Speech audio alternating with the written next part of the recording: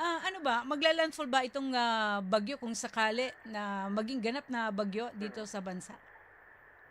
Yung assessment po natin, yes, nandiyan yung chance po na mag-landfall ito somewhere dito sa may Cagayan Valley Mhm. at wala pa naman tayong official track po, no? So once magkaroon tayo ng once maging bagyo siya at magkaroon tayo ng official track, then mas ma-identify natin yung mga probinsya na posibleng mag-landfall po ang bagyo. Mhm.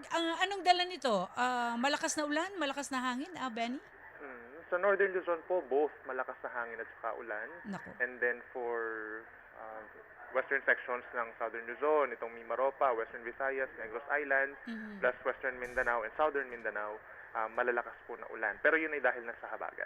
Ah, nabanggit mo kanina, more or less by tomorrow, Thursday or Friday ba? Ang ganap na magiging bagyo itong LPE na binabanggit natin? Today or early tomorrow. Oh.